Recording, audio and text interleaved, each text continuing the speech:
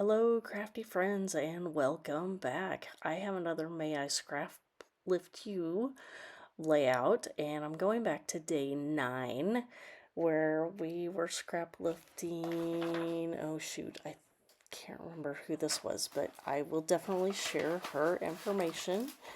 Do I have it here? No, I don't. Anyway, I will share her information below and have her tagged. I believe it's Kristin. Kristin, sorry. Anyway, so I did show you the layout and her the layout that I did choose to scrap lift. I am using, this was the first time I broke into my 49 Market Krafty Garden, as well as the ochre. And then I actually had not purchased very many pieces of the travel collection that came out this year, but I did buy a few of the papers, and so that dark teal, that was actually part of that travel collection. Otherwise, I think everything else was mostly, um, the yellows were definitely from the ochre collection or the Krafty Garden.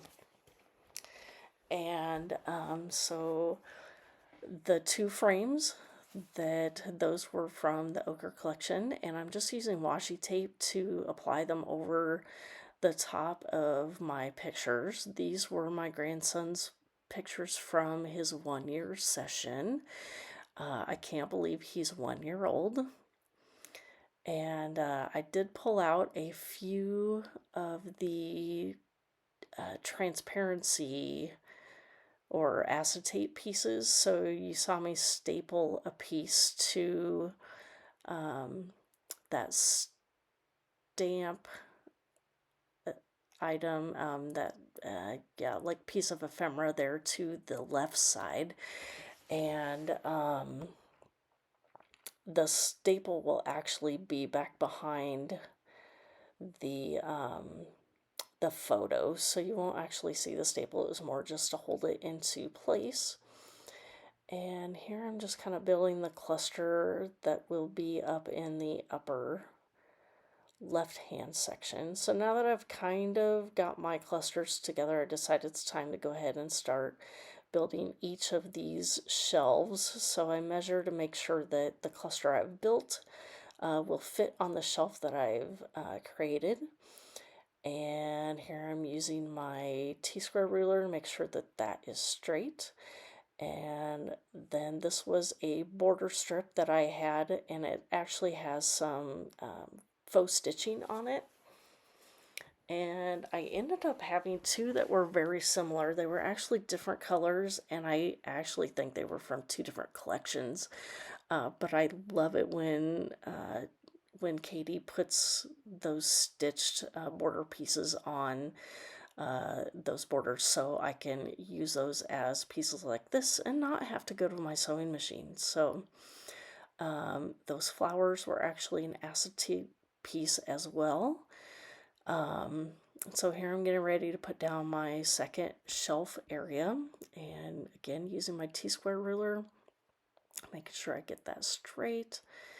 And even though the Krafty Garden does not have this dark color in it, I think all of these colors coordinate beautifully together. So getting my liquid glue out so I can start putting some of those layers together and make sure they're going to stay on my layout. And so there's that piece that I did staple together, just using a little liquid glue to attach that to the photo piece now.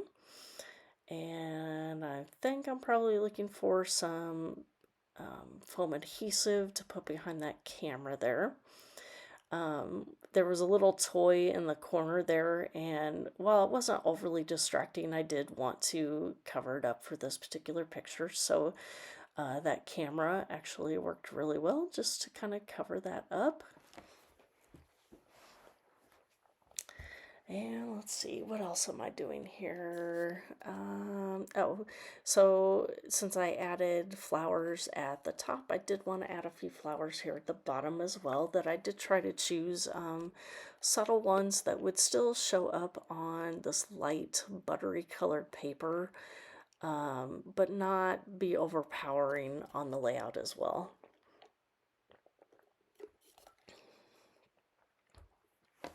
So I get that camera on there, and I think here's where I did pull out some of my laser cut pieces from, I think this was actually from Toast and not from the Krafty Garden, because this came out of one of my ephemera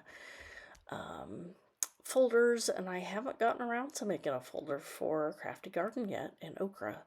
So I'm getting kind of behind on those, but again, some of those other folders that I had from older collections, they're starting to clear out. So I might go ahead and just reorganize some of those, and just make room for the newer collections that I have. So we'll see if I do some reorganizing of within my organizing. Maybe I will try and videotape that and give you some tips on that. Otherwise, if you're not sure what I'm talking about, I did post a video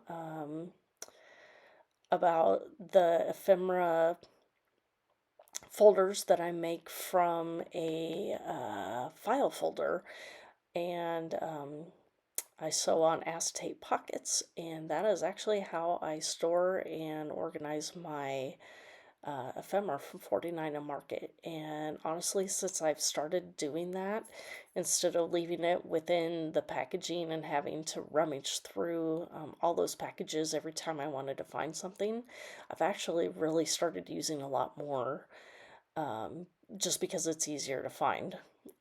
So here I had, again, 40, an older 49 collection. I think this was actually from Spectrum Sherbet, because it had the yellow in it. And so there was a page with these stitches, and then these little, I guess they kind of look like those seed beads.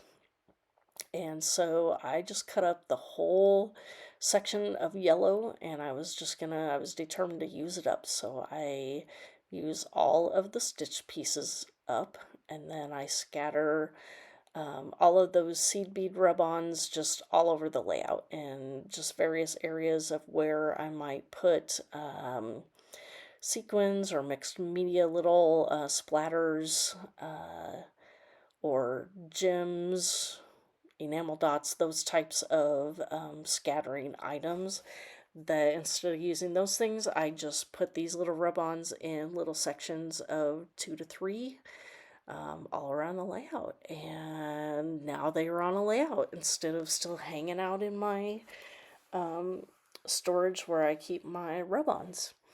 And I guess I might as well talk about that as well, that I use a 6x8 snap album from Simple Stories, and I just keep each of the 6x8 rub-on pages within each of those pages, and so I can flip through my album to see what might work on each layout as I'm working on it. Again, I have used a lot more of my rub-ons since I got them out of my drawers and out of the packaging and into that album, so I can just flip through easily and see what I have. So I'm not sure what I'm going to do now that they have switched the packaging from the 6x8 to a 6x12.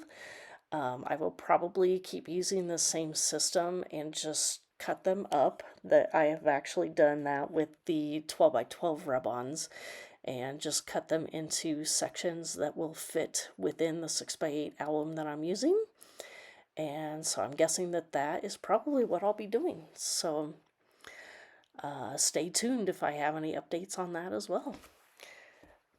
So here I'm just kind of putting some finishing touches on my layout, just some butterflies, and just showing you some close-ups here. And so here at the last minute, I decided I wanted to put his name at the bottom, and I found these really old Rusty Pickle rub-ons in my stash that match the colors really well, and I did have each letter of his name and got that added down there as well as the year.